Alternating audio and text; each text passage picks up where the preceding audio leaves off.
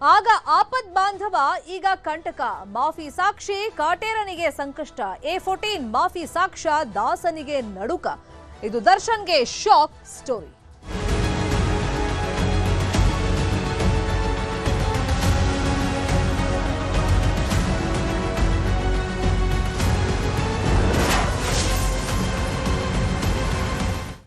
ಚಿತ್ರದುರ್ಗದ ರೇಣುಕಾಸ್ವಾಮಿ ಕೊಲೆ ಪ್ರಕರಣದಲ್ಲಿ ಒಂದು ಮೇಜರ್ ಡೆವಲಪ್ಮೆಂಟ್ ಆಗಿದೆ. ಜೊತೆಯಲ್ಲಿದ್ದವರೇ ನಟ ದರ್ಶನ್ಗೆ ಸಂಕಷ್ಟವನ್ನ ತಂದಿಡ್ತಾರಾ? ಈ ಪ್ರಕರಣದಲ್ಲಿ ಮಾಫಿ ಸಾಕ್ಷಿಯಾಗಿ ಪರಿಗಣಿಸುವಂತೆ A14 ಪ್ರದೋಷ್ ದರ್ಶನ್ನ ಅತ್ಯಾಪ್ತ ಅರ್ಜಿಯನ್ನ ಹಾಕೊಂಡಿದ್ದಾರೆ. ಪ್ರದೋಷ್ ಸಲ್ಲಿಸಿದ ಅರ್ಜಿಯ ವಿಚಾರಣೆ ಇನ್ನೇನು ಕೆಲವೇ ನಿಮಿಷಗಳಲ್ಲಿ 59ನೇ CCH ಕೋರ್ಟ್ನಲ್ಲಿ ನಡೆಯುತ್ತೆ. ಅರ್ಜಿಯನ್ನ ಪುರಸ್ಕಾರ ಮಾಡಬೇಕಾ ಅಥವಾ ತಿರಸ್ಕಾರ ಮಾಡಬೇಕಾ ಅಂತ ಹೇಳಿ ಕೋರ್ಟ್ ಡಿಸೈಡ್ ಮಾಡುತ್ತೆ. ಇಲ್ಲಿ ಮತ್ತಷ್ಟು ಆರೋಪಿಗಳು ಮಾಫಿ ಸಾಕ್ಷಿ ಆಗೋದಕ್ಕೆ ರೆಡಿ ಇದ್ದಾರಂತೆ. ಮತ್ತೆ ಇಬ್ರು ಆರೋಪಿಗಳು ಮಾಫಿ ಸಾಕ್ಷಿಯನ್ನ ಹೇಳೋದಕ್ಕೆ ರೆಡಿ ಇದ್ದಾರೆ. A14 ಪ್ರದೋಷ್ ಮಾತ್ರ ಅಲ್ಲ, ಅವರನ್ನು ಬಿಟ್ಟು A7 ರವಿಶಂಕರ್ ಹಾಗೇನೆ A10 ವಿನಯ್ ಕೂಡ ಮಾಫಿ ಸಾಕ್ಷಿಗೆ ಮನವಿಯನ್ನ ಮಾಡಿದ್ದಾರಂತೆ. ದಯವಿಟ್ಟು ನಮ್ಮನ್ನೂ ಪರಿಗಣಿಸಿ ಅಂತ ಹೇಳಿ ಕೋರ್ಟ್ಗೆ ಮನವಿ ಮಾಡಿದ್ದಾರೆ ಅನ್ನೋ ಮಾಹಿತಿ ಲಭ್ಯವಾಗಿದೆ. ನಮ್ಮನ್ನು ಪ್ರದೋಷ್ ಅರ್ಜಿಯಲ್ಲಿ ಪರಿಗಣಿಸಿ ಅಂತ ಹೇಳಿ ರಿಕ್ವೆಸ್ಟ್ ಮಾಡಿದಾರಂತೆ. ಆದ್ರೆ ಪ್ರದೋಷ್ ಪರ ವಕೀಲ ದಿವಾಕರ್ ಅವರು ಇದಕ್ಕೆ ಆಕ್ಷೇಪ ಎತ್ತಿದ್ದಾರೆ. ಮೊದಲು ಅರ್ಜಿ ಹಾಕೊಂಡಿದ್ ನಾವು, ನಿಮ್ಮ ಅರ್ಜಿ ಪರಿಗಣನೆ ಆಗಲ್ಲ, ಕ್ಲಬ್ ಮಾಡಕ್ಕಾಗಲ್ಲ 3 ಜನರನ್ನ.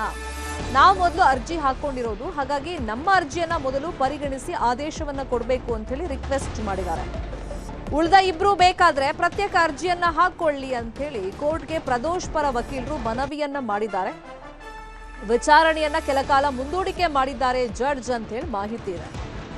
ಈ ಮಾಫಿ ಸಾಕ್ಷಿನೇ ಮೇಜರ್ ಟ್ವಿಸ್ಟ್ ಕೊಡುತ್ತಾ ಈ ಪ್ರಕರಣದಲ್ಲಿ ನೋಡಬೇಕು. ಯಾಕಂದ್ರೆ ವಿನಯ್ ಕುಲಕರ್ಣಿ ಕೇಸಲ್ಲಿ ನಾವು ನೋಡಿದ್ವಿ, 10 ವರ್ಷ ನಡೆದಿತ್ತು ಟ್ರಯಲ್. ಆ ಸಂದರ್ಭದಲ್ಲಿ ಮಾಫಿ ಸಾಕ್ಷಿ A1 ಆಗಿದ್ರು ಆ ಪ್ರಕರಣದಲ್ಲಿ. ಮತ್ತೆ ಮಾಫಿ ಸಾಕ್ಷಿ ಅಂದ್ರೆ ತಪ್ಪನ್ನ ಒಪ್ಕೊಳ್ಳೋದು, ಅಂದ್ರೆ ಈ ಪ್ರಕರಣದಲ್ಲಿ ತನ್ನ ಪಾತ್ರ ಏನು, ತಾನು ಕಂಡಿದ್ದೇನು ಅದನ್ನ ಎಕ್ಸ್ಪ್ಲೈನ್ ಮಾಡೋದು ಜಡ್ಜ್ ಮುಂದೆ. ಅದು ಜಡ್ಜ್ ವಿವೇಚನೆಗೆ ಬಿಟ್ಟಿದ್ದು. ಆ ಪ್ರಕರಣದಲ್ಲಿ ಅವರಿಗೆ ಮಾಫಿ ಸಾಕ್ಷಿ ನುಡಿದ್ರೆ ಕಮ್ಮಿ ಶಿಕ್ಷೆಯನ್ನು ಕೊಡಬಹುದು ಅಥವಾ ಪ್ರಕರಣದಿಂದ ಅವರನ್ನ ಕೈ ಬಿಡಬಹುದು. ಮಾನವೀಯತೆ ದೃಷ್ಟಿಯಿಂದ ತಪ್ಪನ್ನ ಒಪ್ಕೊಂಡಿದ್ದಾರೆ, ಒಂದು ಪ್ರಾಯಶ್ಚಿತ್ತ ಅವರಿಗಿದೆ ಅಂತ ಹೇಳಿ. ಈಗ ಪ್ರದೋಷ್ ಮಾಫಿ ಸಾಕ್ಷಿ ಆಗಕ್ಕೆ ರೆಡಿ ಇದ್ದಾರೆ ಈ ಪ್ರಕರಣದಲ್ಲಿ. A14 ಸದ್ಯಕ್ಕೆ ದರ್ಶನ್ ಜೊತೆಯಲ್ಲಿ ಪರಪ್ಪನ ಅಗ್ರಹಾರ ಜೈಲಲ್ಲಿ ಒಂದೇ ಕೊಠಡಿಯಲ್ಲಿ ಇದ್ದಾರೆ. ಆದ್ರೆ ತನಗೆ ಈ ಅರ್ಜಿ ಪುರಸ್ಕರಿಸಿದ್ರೆ ಮಾಫಿ ಸಾಕ್ಷಿ ಆಗೋದಕ್ಕೆ ಮತ್ತೆ ಆ ಪ್ರಕರಣದಲ್ಲಿ ತನ್ನ ತಪ್ಪು ಏನು ಅಂತ ಹೇಳೋದಕ್ಕೆ ಬೇರೆ ಕೊಠಡಿಯಿಂದ ವ್ಯವಸ್ಥೆ ಮಾಡಿಕೊಡಿ ಅಂತಾನು ಕೇಳಿದ್ದಾರೆ ಅಂತೇಳಿ ಮಾಹಿತಿ ಇದೆ. ಇದೇ ವಿಷಯವಾಗಿ ಇನ್ನಷ್ಟು ಡೀಟೇಲ್ ಆಗಿ ಇನ್ಫಾರ್ಮೇಶನ್ ಅನ್ನ ಕೊಡ್ತಾ ಹೋಗೋದಕ್ಕೆ ನೇರ ಸಂಪರ್ಕದಲ್ಲಿ ಕನೆಕ್ಟ್ ಆಗಿದ್ದಾರೆ ನಮ್ಮ ರಿಪೋರ್ಟರ್ ಮಾದೇಶ್. ಪ್ರದೋಷ್ ಈಗ ಅರ್ಜಿ ಹಾಕೊಂಡಿದ್ರು, ಅರ್ಜಿ ಪುರಸ್ಕಾರ ಮಾಡುತ್ತಾ ಕೋರ್ಟ್ ಇನ್ನೊಂದು ಸ್ವಲ್ಪ ಹೊತ್ತಲ್ಲಿ ಡಿಸೈಡ್ ಆಗುತ್ತೆ. ಇನ್ನಿಬ್ರು ಮಾಫಿ ಸಾಕ್ಷಿ ಹೇಳೋಕ್ ರೆಡಿ ಇದ್ದಾರೆ, ಅದನ್ನ ಕ್ಲಬ್ ಮಾಡೋದಕ್ಕೆ ಕೇಳ್ತಾ ಇದ್ದಾರೆ. ಅದಕ್ಕೆ ಪ್ರದೋಷ್ ಪರ ವಕೀಲರು ಏನು ಆಕ್ಷೇಪ ಎತ್ತುತ್ತಾ ಇದ್ದಾರೆ, ಹಂಗ್ ಚಾನ್ಸ್ ಇದೆಯಾ ಕಾನೂನಲ್ಲಿ ಕ್ಲಬ್ ಮಾಡಕ್ಕೆ? ಶರ್ಮಿತಾ, ದರ್ಶನ್ ಕೇಸ್ನಲ್ಲಿ ಅಂದರೆ ರೇಣುಕಾಸ್ವಾಮಿ ಕೊಲೆ ಕೇಸ್ನಲ್ಲಿ ಈಗ ಮೇಜರ್ ಟ್ವಿಸ್ಟ್ ಪಡೆದಿದೆ. ಈಗಾಗಲೇ ಪ್ರದೋಷ್ ಪರ ವಕೀಲರಾದಂಥ ದಿವಾಕರ್ ಅವರು ಪ್ರದೋಷ್ನನ್ನ ಮಾಫಿ ಸಾಕ್ಷಿಯನ್ನಾಗಿ ಮಾಡಬೇಕು ಈ ಒಂದು ಕೊಲೆ ಕೇಸ್ನಲ್ಲಿ, ಏನಿದೆ ಅವರ ಆರೋಪಿಗಳನ್ನು ಕ್ಷಮಿಸಿ ಈ ಒಂದು ಕೇಸ್ನಲ್ಲಿ ಇರುವಂಥ ಸತ್ಯಾಂಶಗಳನ್ನು ಹೇಳೋದಕ್ಕೆ ರೆಡಿ ಇದ್ದಾರೆ. ಅವರನ್ನು ಮಾಫಿ ಸಾಕ್ಷಿಯನ್ನಾಗಿ ಮಾಡಬೇಕು ಅಂತೇಳಿ ಅರ್ಜಿ ಹಾಕಿದ್ರು. ಆ ಒಂದು ಅರ್ಜಿಗೆ ಸಂಬಂಧಪಟ್ಟಂತೆ ಇವತ್ತು ಕೋರ್ಟ್ ಕೂಡ ವಿಚಾರಣೆ ಮಾಡುವಂಥ ಕೆಲಸವನ್ನು ಮಾಡಿದೆ. ವಿಚಾರಣೆಯ ಸಂದರ್ಭದಲ್ಲಿ ಬೇರೆ ಬೇರೆ ಆರೋಪಿಗಳ ಪರ ವಕೀಲರು ಕೂಡ ನಾವು ಕೂಡ ಅರ್ಜಿ ಹಾಕ್ತೇವೆ, ನಮ್ಮ ಕಕ್ಷಿದಾರರನ್ನು ಕೂಡ ಈ ಒಂದು ಪ್ರಕರಣದಲ್ಲಿ ಮಾಫಿ ಸಾಕ್ಷಿಯನ್ನಾಗಿ ಮಾಡಿ ಅಂತೇಳಿ ನ್ಯಾಯಾಧೀಶರಿಗೆ ಮನವಿ ಮಾಡುವಂಥ ಕೆಲಸವನ್ನು ಮಾಡಿದ್ರು. ಈ ಒಂದು ಸಂದರ್ಭದಲ್ಲಿ ಪ್ರದೋಷ್ ಪರ ವಕೀಲರಾದಂಥ ದಿವಾಕರ್ ಅವರು ಅದಕ್ಕೆ ಆಕ್ಷೇಪಣೆ ವ್ಯಕ್ತಪಡಿಸುವಂಥ ಕೆಲಸವನ್ನು ಮಾಡಿದ್ರು. ಯಾಕಂದರೆ ನಾವು ಪ್ರತ್ಯೇಕವಾಗಿ ಈ ಒಂದು ಅರ್ಜಿಯನ್ನು ಹಾಕ್ತಿದ್ದೇವೆ, ಕಾನ್ಸ್ಪರೆನ್ಸಿ ಆಗುತ್ತೆ, ಅದಕ್ಕೆ ನಾವು ಅವಕಾಶ ಕೊಡೋದಿಲ್ಲ.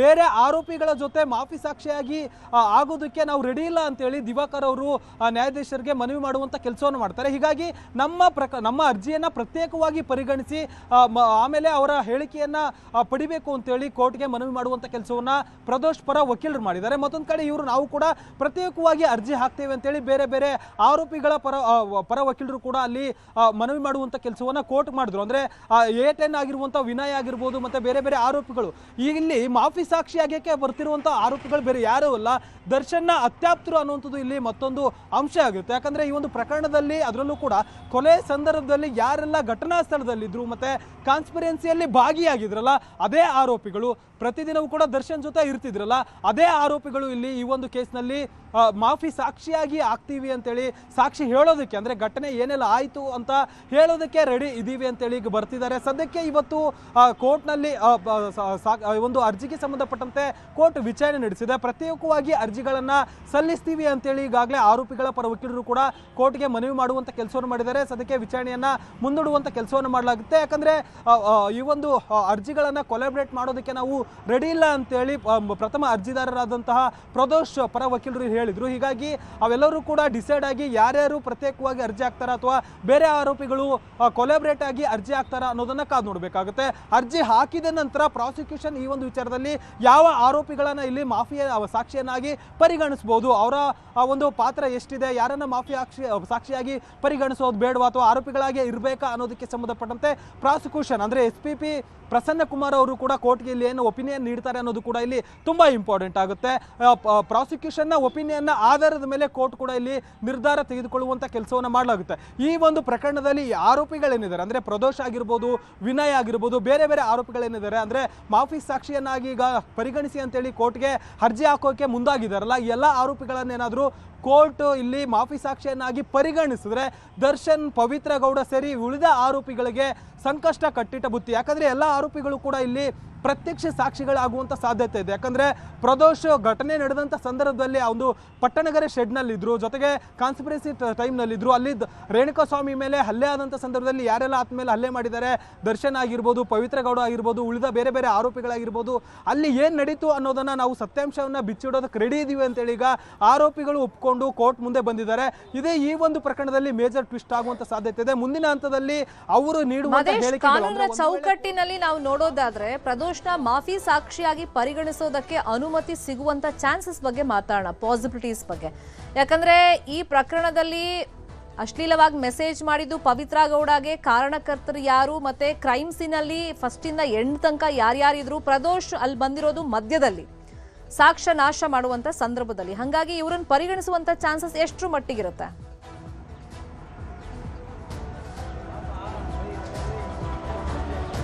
ಶರ್ಮಿತಾ, ಈ ಒಂದು ಪ್ರಕರಣದಲ್ಲಿ ಪ್ರದೋಷ್ನ ಹಾಗೆ ಸಂಪರ್ಕದಲ್ಲಿರಿ ನಿವೃತ್ತ ಪೊಲೀಸ್ ಅಧಿಕಾರಿ ಆಗಿರುವಂತಹ SK ಉಮೇಶ್ ಅವರು ನಮ್ಮ ಜೊತೆ ಫೋನ್ ಸಂಪರ್ಕದಲ್ಲಿ ಕನೆಕ್ಟ್ ಆಗಿದ್ದಾರೆ. ಸರ್ ನಮಸ್ಕಾರ. ನಮಸ್ಕಾರ ಮೇಡಮ್. ಸರ್, ಮಾಫಿ ಸಾಕ್ಷಿ ಬಗ್ಗೆ ಈ ಹಿಂದೆ ನಾವು ರೀಸೆಂಟ್ ಆಗಿ ನೋಡೋದಾದ್ರೆ ವಿನಯ್ ಕುಲಕರ್ಣಿ ಅವ್ರ ಕೇಸಲ್ಲಿ ನೋಡಿದ್ವಿ. ಈಗ ಕಾನೂನು ಚೌಕಟ್ಟಿನಲ್ಲಿ ಪ್ರದೋಷ್ A14 ಆಗ್ತಾರೆ, ಮತ್ತೆ ಕ್ರೈಮ್ ಸೀನ್ ಅಲ್ಲಿ ನಾವು ನೋಡೋದಾದ್ರೆ ಇವ್ರು ಮಧ್ಯದಲ್ಲಿ ಎಂಟ್ರಿ ಆಗ್ತಾರೆ, ಶೆಡ್ಗೆ ಹೋಗ್ತಾರೆ, ಆ ಹೆಣ ಸಾಗಿಸುವಂತ ನಿಟ್ಟಿನಲ್ಲಿ ಮತ್ತೆ ಅವರಿಗೆ ದುಡ್ಡು ಕೊಡುವಂತ ನಿಟ್ಟಿನಲ್ಲಿ ಸಹಾಯ ಮಾಡಿದ್ದಾರೆ ಅಂತ ಹೇಳಿ. ಅಂದ್ರೆ ಕ್ರೈಮ್ ಸೀನ್ ಅಲ್ಲಿ ಮಧ್ಯದಲ್ಲಿ ಬರ್ತಾರೆ. ಇವ್ರನ್ನ ಮಾಫಿ ಸಾಕ್ಷಿಯಾಗಿ ಪರಿಗಣಿಸೋದಕ್ಕೆ ಅವಕಾಶ ಎಷ್ಟರ ಮಟ್ಟಿಗಿರುತ್ತೆ ಸರ್?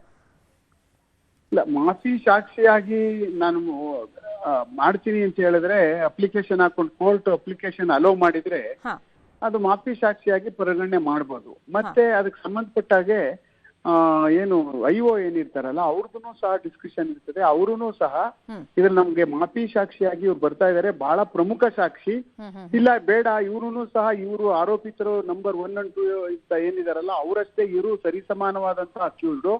ಆ ಕಾರಣಕ್ಕೋಸ್ಕರ ಈಗಿರ್ತಕ್ಕಂತ ಎಲ್ಲಾ ಸಾಕ್ಷಿಗಳು ಏನಿದಾವಲ್ಲ ಎಲ್ಲ ಈಗಾಗಲೇ ನ್ಯಾಯಾಲಯದಲ್ಲಿ ನಡೀತಾ ಇರೋದ್ರಿಂದ ಇವ್ರ ಮೇಲೂ ಸಹ ಆರೋಪ ಈಗಾಗಲೇ ನ್ಯಾಯಾಲಯಗಳಲ್ಲಿ ನುಡಿತಾ ಇರ್ತಕ್ಕಂಥ ಸಾಕ್ಷಿದಾರಗಳಿಂದ ಸಾಬೀತಾಗ್ತಾ ಇರೋದ್ರಿಂದ ಇವ್ರಿಗೂ ಮಾಫಿ ಸಾಕ್ಷಿ ಮಾಡಿ ಅಪ್ರೂವರ್ ಮಾಡಿ ಅವ್ರನ್ನ ಆಚೆ ಕೇಸ್ನಿಂದ ಆಚೆ ಕಳಿಸ್ಬಿಟ್ರೆ ತೊಂದರೆ ಆಗಬಹುದು ಅಂತ ಅನ್ನುವಂತ ಯಾವ್ದಾದ್ರು ಒಂದು ಕಂಟೆನ್ಷನ್ ಇಂದ ಆದ್ರೂ ಬರ್ಬೋದು ಅವರು.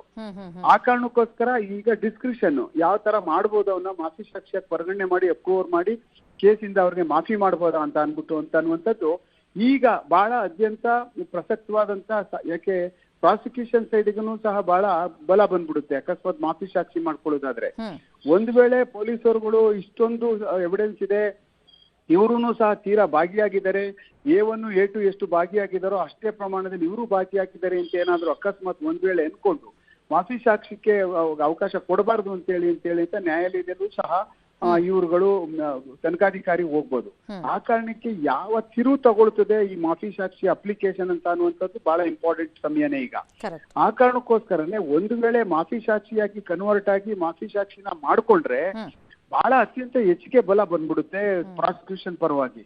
ಯಾಕೆ ಅಂತಂದ್ರೆ ಸಾಂಘಿಕವಾಗಿ ಹೋರಾಟ ಮಾಡ್ತಾ ಇರ್ತಕ್ಕಂಥ ಅಕ್ಯೂಡ್ ಎಲ್ಲಾ ಆರೋಪಿತರುಗಳು ನಾವು ಮಾಡಿಲ್ಲ ಅಂತ ಇದುವರೆಗೂ ವಾದ ಮಾಡ್ಕೊಂಡು ಬಂದಿರ್ತಕ್ಕಂಥ ಇಂಥ ಸಮಯದಲ್ಲಿ ಮತ್ತೆ ವಿಚಾರಣಾ ಕಾಲದಲ್ಲಿ ಇದು ಏಕಾಏಕಿ ಇದು ನ್ಯಾಯಾಲಯದ ಮುಂದೆ ಬಂದಾಗ ಸಾಕ್ಷಿ ನುಡಿದಾಗ ಏನಾಗುತ್ತೆ, ಪೂರ್ಣ ಪ್ರಮಾಣದ ಇನ್ಸಿಡೆಂಟ್ ನಲ್ಲಿ ಮೊದಲಿಂದ ಹಿಡಿದು ಕೊನೆವರೆಗೂ ಸಹ ಪಾರ್ಟಿಸಿಪೇಷನ್ ಏನಿದೆಯಾ ಅಕಾರ್ಡಿಂಗ್ ಟು ಚಾರ್ಜ್ ಶೀಟ್ ಪ್ರಕಾರ ಆ ಇದ್ರಲ್ಲಿ ನನ್ನ ಲೆಕ್ಕದಲ್ಲಿ ಇವ್ರಿಗೆ ಪ್ರಾಸಿಕ್ಯೂಷನ್ಗೆ ತುಂಬಾ ಗಟ್ಟಿಯಾಗಿ ಬಹಳ ನಿಂತ್ಕೊಳ್ಳೋದ್ರಿಂದ ಅವ್ರದ ಒಂದು ಏನು ಪ್ರಾಸಿಕ್ಯೂಷನ್ ಸೈಡ್ ಗಟ್ಟಿಯಾಗಿ ಡಿಫೆನ್ಸ್ ಏನಿದೆಯಲ್ಲ ಅವ್ರಿಗೆ ಸಿಗ್ತಕ್ಕಂತ ಅವಕಾಶಗಳಿಗೆ ಬಹಳ ಅತ್ಯಂತ ಕಮ್ಮಿ ಆಗ್ತದೆ, ಮತ್ತೆ ಡಿಫೆನ್ಸ್ ಕಷ್ಟ ಆಗ್ತದೆ ಅಂತ ಅನ್ನುವಂಥದ್ದು ಎಲ್ಲೋ ನಮ್ಗೆ ಅನ್ನಿಸ್ತದೆ.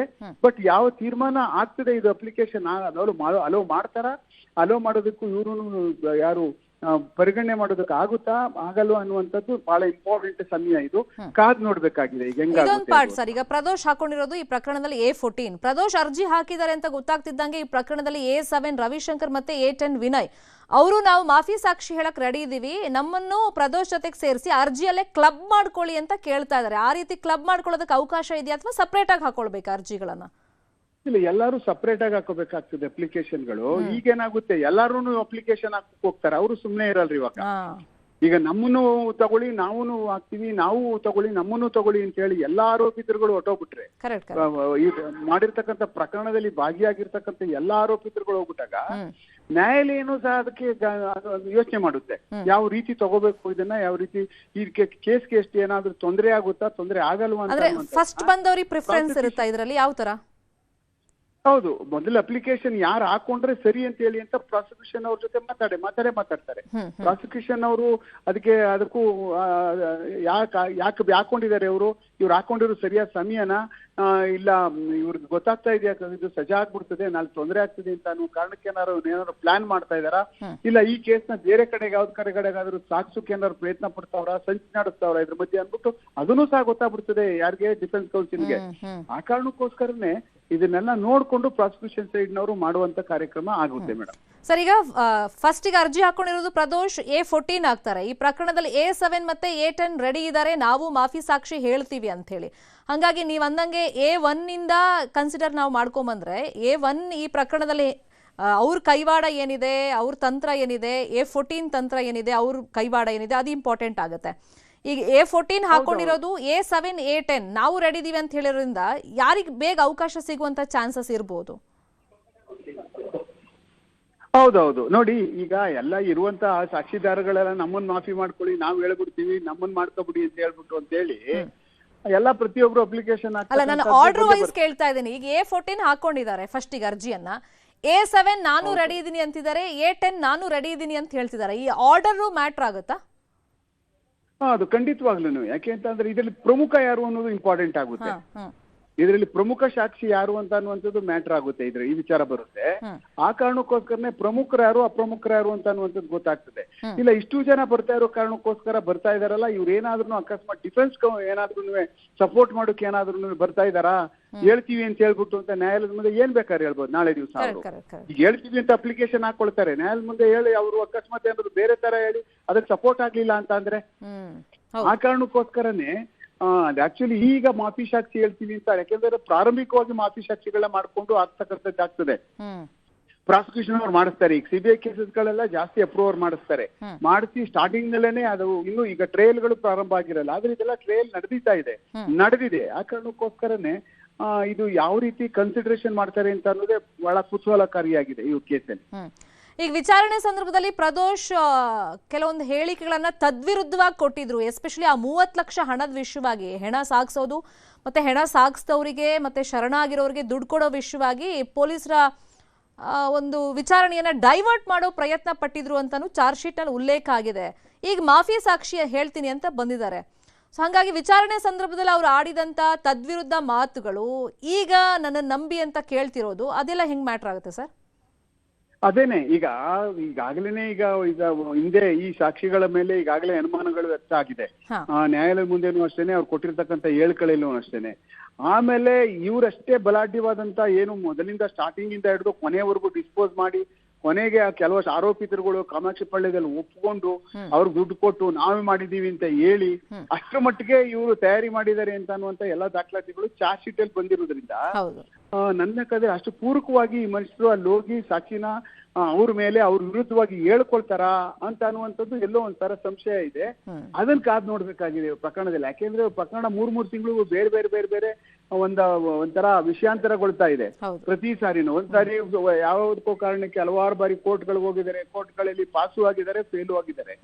ಆದ್ರೆ ಏನೇನು ಅದರಲ್ಲಿ ಇವರು ಇದನ್ನ ಬತ್ತಳಿಕೆಯಿಂದ ಬಳಸ್ತಾರೆ ಅಂತ ಅನ್ನೋದೇ ಕಷ್ಟ ಆಗ್ತದೆ. ಆ ಕಾರಣಕ್ಕೆ ಪ್ರಾಸಿಕ್ಯೂಷನ್ ಯಾವ ತರ ತಗೊಳ್ತದೆ ಅಂತ ಅನ್ನುವಂಥದ್ದು ಈಗ ಇಂಪಾರ್ಟೆಂಟ್ ಸಮಯ ಈಗ ಮೇಡಮ್ ಆಕ್ಚುಲಿ. ಫೈನ್, ನೋಡೋಣ ಸರ್ ಕೋರ್ಟ್ ಏನ್ ಡಿಸೈಡ್ ಮಾಡಿ ಹೇಳುತ್ತೆ ಅಂತ. Thank you Umesh sir, news 18ಗೆ ರಿಯಾಕ್ಷನ್ ಕೊಟ್ಟಿದ್ದಕ್ಕೆ.